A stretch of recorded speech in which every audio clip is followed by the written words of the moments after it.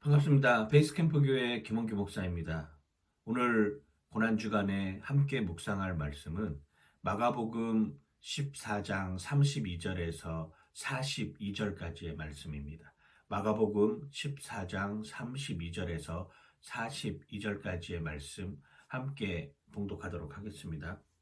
그들이 겟세마네라 하는 곳에 이름에 예수께서 제자들에게 이르시되 내가 기도할 동안에 너희는 여기 앉아 있으라 하시고 베드로와 야고보와 요한을 데리고 가실새 심히 놀라시며 슬퍼하사 말씀하시되 내 마음이 심히 고민하여 죽게 되었으니 너희는 여기 머물러 깨어 있으라 하시고 조금 나아가사 땅에 엎드려 될 수 있는 대로 이때가 자기에게 지나가기를 구하여 이르시되 아빠 아버지여 아버지께는 모든 것이 가능하오니 이 잔을 내게서 옮기시옵소서. 그러나 나의 원대로 마시옵고 아버지의 원대로 하옵소서 하시고 돌아오사 제자들이 자는 것을 보시고 베드로에게 말씀하시되 시몬아 자느냐 내가 한시도 깨어 있을 수 없더냐 시험에 들지 않게 깨어 있어 기도하라 마음에는 원이로되 육신이 약하도다 하시고 다시 나아가 동일한 말씀으로 기도하시고 다시 오사 보신즉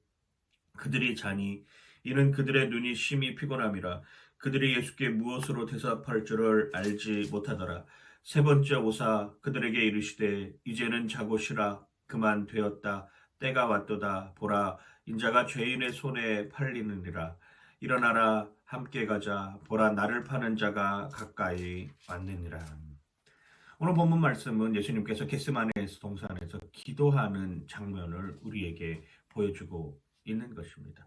누가복음의 표현에 의하면 감람산에서 습관을 따라 예수님께서 기도하셨다라고 알려주고 있습니다. 그렇습니다. 기도한다라고 하는 것은 우리의 습관을 따라서 해야 되는 일이죠. 마치 우리가 밥 먹듯이, 마치 우리가 일을 하듯이, 마치가 우리 일상에서 공부하듯이 우리의 일상생활을 영위하는 것처럼 똑같이 기도하는 것도 습관을 따라서 기도해야 된다라고 하는 것입니다. 오늘 예수님께서 그 겟세마네 동산에서 습관을 따라 기도하시는 모습을 우리는 볼 수 있습니다. 종교라고 하는 것이 어떤 역할을 하는가? 마음의 위안을 주고 평안을 허락해주고 그리고 일상의 삶을 살아가면서 내가 종교성을 가진 이유로 좀 더 다른 사람들을 배려할 줄 아는 이러한 마음을 갖게 되는 것도 맞습니다. 그런데 종교 생활을 한다라고 하는 것, 내가 신앙 생활을 한다라고 하는 것은 전적으로 내 삶을 하나님께 의지하겠다라고 하는 것이죠. 내 마음이 가지고 있는 생각과 내 육신이 가지고 있는 생각을 일치시키겠다라고 하는 것입니다. 그 마음과 육신의 거리를 일치하게 만드는 게 바로 기도라고 하는 것이죠. 사람은 누구나가 다 생각할 수 있습니다. 나 이렇게 했으면 좋았을 걸. 나 그때 이렇게 했으면은 좀 더 나은 삶을 살지 않았을까. 그때 뭐 이런 마음을 가졌다라고 하면은 좀 더 지금보다는 다른 모습으로 서 있지 않았을까라고 생각할 수는 있습니다. 그런데 그게 마음에만 머무르기 시작하면 그거는 후회밖에 되지 않는 것이죠. 그리고 끊임없이 계속 후회하는 삶을 살다 보면 결국에는 내가 그것대로 행하지 못하는 일들을 많이 있습니다. 또 반대의 경우도 있는 것이죠. 내가 마음을 먹고 있는 것 가지고 육신대로 행하지 못하는 일들도 얼마나 많이 있는지 모르겠습니다. 즉 하나님을 믿고 하나님을 신뢰한다라고 하는 것은 그 마음이 가지고 있는 생각과 육신이 가지고 있는 생각을 버리는 것, 그 거리를 좁히는 것이라고 할 수 있는 것이죠. 예수님은 제자들에게 겟세마네 동산에 기도하시면서 그 기도가 얼마나 중요한 기도인지, 얼마나 심각한 기도인지, 얼마나 혼신의 힘을 다해야 하는 기도인지 우리에게 보여주고 있습니다. 오늘 읽은 마가복음 14장 34절에 보면 이렇게 표현하고 있습니다. 말씀하시되 내 마음이 심히 고민하여 죽게 되었으니 너희는 여기 머물러 깨어 있으라라고 분명하게 주님께서 말씀하고 있습니다. 예수님의 십자가의 사건은 인간으로서는 도저히 감당할 수 없는 처절함의 그 끝입니다.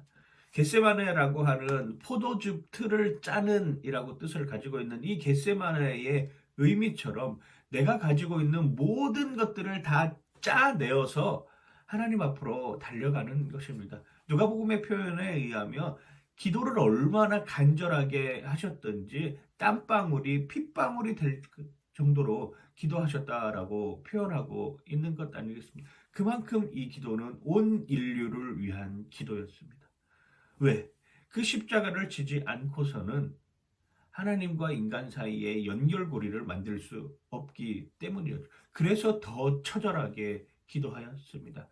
그 처절한 기도 가운데 나의 힘으로 도저히 감당할 수 없으니까 천사가 와서 함께 도와주었다라고 하는 표현도 누가복음에서는 하고 있는 것이죠. 그러면서 예수님은 뭐라고 처절하게 기도하셨습니까? 아빠 아버지요. 아버지께는 모든 것이 가능하오니 이 잔을 내게서 옮기시옵소서. 그러나 나의 원대로 마시옵고 아버지의 원대로 하시옵소서. 여러분, 이 이야기를 읽으면서 여러분들 무슨 생각이 드시나요? 예수님은 알고 계셨잖아요. 십자가를 져야 된다라고 하는 것을 알고 있었습니다. 그리고 십자가 상에서 죽음을 맞이할 것도 알고 계셨습니다. 그리고 더불어서 부활할 것도 알고 계셨습니다. 그러면 굳이 이런 기도를 하지 않아도 되지 않았을까요? 이미 다 알고 있는 상황인데 왜 고민하고 왜 내 뜻이 아닌 아버지의 뜻을 구하겠습니다라고 하나님께 간청하는 것일까요? 이 장면을 통해서 우리는 분명하게 볼 수 있습니다. 그것이 바로 완전한 인간이 되신 완전히 성육신하신 예수 그리스도의 모습이라고 하는 것을 우리는 분명히 깨달아야 하는 것입니다. 이게 하나님의 방법이었습니다. 완전한 인간이 되지 않고서는 우리의 죄를 사할 수 없다라고 하는 것을 아셨기에 마지막까지 끝까지 혼신의 힘을 다해서 땀방울이 핏방울이 될 정도로 기도하는 와중에 하나님 이게 내 뜻이 아니라 아버지 뜻이 되게 하여 주시옵소서라고 기도하는 것이죠. 이게 바로 마음의 거리가 마음과 육신의 사이의 거리를 간격을 좁히는 모습입니다. 그게 바로 기도라고 하는 것이죠. 예수님은 자는 제자들을 향해서 이렇게 표현을 합니다. 특별히 베드로에게 이렇게 표현을 하죠. 37절 말씀입니다. 시몬아 자느냐? 내가 한 시간도 깨어 있을 수 없더냐? 시험에 들지 않게 깨어 있어 기도하라. 마음에는 원이로되 육신이 약하도다 하시고. 우리는 변명할 때 이 말씀을 너무나도 잘 인용하여 쓰는 말씀 가운데 하나가 바로 이 말씀입니다. 내가 무슨 잘못한 일을 하거나 내가 무슨 실수하는 일을 하거나 아니면은 내 생각은 그렇지 않았는데 몸이 그렇게 반응해 버리는 순간에 항상 그냥 불현듯 마치 추임새를 하듯이 이렇게 나오는 구절이 이 구절입니다. 마음은 원이로 돼 육신이 약해서 내가 할 수가 없습니다. 아직 덜 성숙했다는 것이죠. 아직 깨어있지 못하다고 하는 것이죠. 이 장면을 보면 항상 저는 가슴에 찔리는 장면이 있습니다. 마치 이 장면을 보면 그런 생각이 드는 거예요. 교회에서 예배를 드리는데 담임 목사님이 설교를 하시는 가운데 부목사가 맨 앞자리에 앉아서 졸고 있는 모습을 보게 되는 것이면 저는 그런 경우 많이 있었습니다. 뭐 아직도 덜 성숙한 삶의 모습으로 살아가고 있는데 눈은 내 생각에는 눈은 떠 있습니다. 정신도 말짱한 것 같습니다. 그런데 주변에서 볼 때 나는 이미 눈을 감고 있고 고개를 끄덕이면서 졸고 있는 모습이죠. 어떨 때는 코까지 골면서 조는 이런 경우들도 허다하게 있었습니다. 마음은 원이로되 육신은 그것을 쫓아가지 못하는. 왜? 영적으로 예민하지 못했기 때문입니다. 영적으로 민감하게 반응하지 못했기 때문이죠. 자꾸 틈을 보여서 마귀가 그 틈을 들어올 수 있도록 여지를 놓아놓았기 때문에 그런 현상이 일어나는 것입니다. 그런데 예수님처럼 습관을 따라서 유혹에 빠지지 않도록 기도하는 삶을 살아내고 있다면 아무리 힘든 상황이어도 아무리 어려운 상황이어도 그걸 극복해 낼 수 있다라고 하는 것도 절실히 느끼고 있습니다. 주변의 사람들 가운데 교회만 오면 주무시는 분들 계시죠. 설교 시간만 되면 주무시는 분 계시죠. 물론 그 설교에 은혜가 안 되고 그 설교를 담당하는 목사가 그분에게 정말로 실질적으로 정확한 메시지를 전하해 주지 못하는 목사의 책임도 있을 것입니다. 그런데 또 한편으로는 영적으로 예민하지 못한 모습도 보게 된다라고 하는 것입니다. 결국 무슨 이야기입니까? 목사도 함께하는 성도도 영적으로 예민하지 못하면 마음은 원이로 돼 육신이 약하다. 늘 이 변명 속에서 살아가는 것이죠. 예수님은 그러면서도 세 번씩이나 제자들을 향해 기다리고 또 기다리고 또 기다리는 삶을 우리에게 보여주고 있는 것이죠. 우리는 끊임없이 변명할 수 있습니다. 하나님, 마음은 그렇지 않은데 내 육신이 자꾸 그런 방향으로 가네요. 나는 하나님 편에 서려고 마음은 먹었는데 아직 내 몸이 그걸 반응하지 못하고 견디지 못하네요 라고 이야기를 할 수 있습니다. 왜 그렇습니까?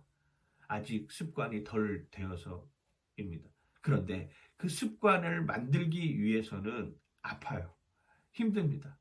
제가 요즘 뭐 정말 기타를 못 치는데 그냥 조금씩 조금씩 매일 하면서도 안 된다, 안 된다 생각하면서 그냥 억지로 하고 있습니다. 왜? 그 습관을 만들기 위해서, 손에 굳은 살을 맺기 위해서, 그 근육이 움직이는 것을 느끼게 하기 위해서 매일 언젠가는 변하지 않을까요? 기도도 마찬가지입니다. 늘 우리는 마음이 원이로 돼 육신이 약합니다라고 하는 이 후회 속에서 살아가는 삶이 아니라 그 후회의 거리를 좁히는 하나님께 기도하는 방법으로 나아가야 된다라고 하는 것입니다. 그 습관을 만들기에는 쉽지 않습니다. 그 습관을 만들기에는 고통이 따를 수밖에 없습니다. 그런데 그럼에도 불구하고 그 거리를 좁힐 때 기다리고 기다리고 또 참고 기다리셨던 하나님께서, 예수 그리스도께서 우리의 중보자가 되셨다라고 하는 것을 잊지 않으시고 고난주간 한 주간을 보내면서 이 기간만이라도, 이 기간이 습관이 되어서 내가 앞으로 신앙생활을 하는데 그것이 발판이 되는 그런 마음으로 깨어서 기도하는 여러분들 되시길 주님의 이름으로 간절히 축원하고 축복합니다. 파이팅! 기도하겠습니다. 하나님, 감사합니다. 우리의 삶에 습관을 따라 유혹에 빠지지 않게 주님처럼 깨어서 기도하게 하여 주시옵소서. 자기 합리화를 하기 위해서 마음은 원이로 돼 육신이 약합니다라고 하는 이 고백에 사로잡혀 사는 삶이 아니라 깨어 기도하는 삶으로 살게 하여 주시옵소서. 감사드리며 예수님 이름으로 기도드립니다. 아멘.